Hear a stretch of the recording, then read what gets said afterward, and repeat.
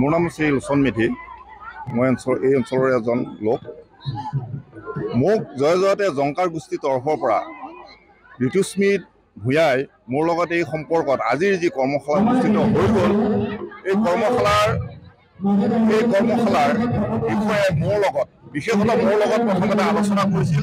তাৰপিছত আমাৰ ইয়াৰ অঞ্চলৰে প্ৰবীণ দাস, ৰঘু বৰাকে প্ৰমুখ্যে কৰি কেইবাজনো ব্যক্তিৰ লগত আলোচনা কৰি ইয়াত 10 দিনীয়া কৰ্মশালা এভাগ যে অনুষ্ঠিত কৰা হ'ব সেই সম্পৰ্কে মোৰ লগত আলোচনা কৰিছিল। আৰু আলোচনাৰ মৰ্মে আমি নথৈ আনন্দিত হৈছিলোঁ এই কাৰণেই যে ঋতুস্মিত বৰাই এই অঞ্চলত ইতিমধ্যে কেইবাবাৰো ৰাস উৎসৱ অনুষ্ঠিত কৰি আমাৰ এই অঞ্চলক বিৰাট একতাৰ এনাজৰীৰে বান্ধ খুৱাব পাৰিছিল।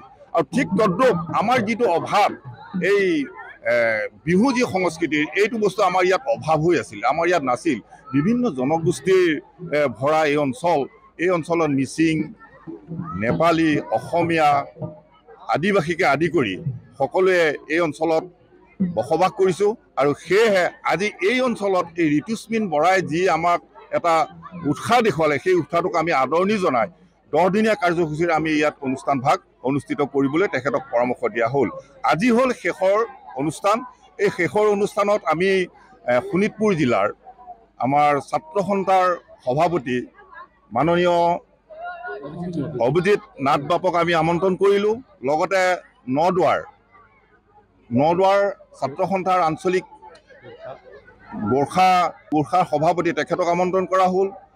নদুৱাৰ ছাত্ৰ সন্থাৰ জামুগুৰি ছাত্ৰ সন্থাৰ সভাপতিক আমন্ত্ৰণ কৰা হ'ল।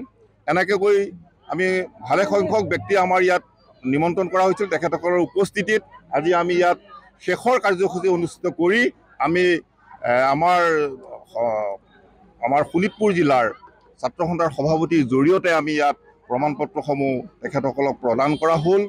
আমি আশা ৰাখিছোঁ আৰু ইতিমধ্যে আমাৰ ইয়াৰ ৰাইজৰ বিপুল দাবী, এই বছৰ প্ৰথম বৰ্ষ হিচাপে আমি বহাগৰ প্ৰথম সপ্তাহত এভাগ আমি যদি বিহু উৎসৱ হিচাপে যদি বিহুৰ মেলা হিচাপে যদি আমি এভাগ অনুষ্ঠিত কৰিব পাৰোঁ, তেতিয়াহ'লে আমি আৰু সুখী হ'ম বুলি আমি মনত এটা চিন্তা চৰ্চা কৰি আছোঁ। সেয়েহে আমি আশা ৰাখিছোঁ আমাক এই অঞ্চলৰ ৰাইজে আমাক যথেষ্ট সহায় সহযোগ কৰিব। আমাৰ সংস্কৃতি, কৃষ্টি সংস্কৃতি জীয়াই ৰখাত এইখিনি মানুহ হাত উজান দিছে ইতিমধ্যে।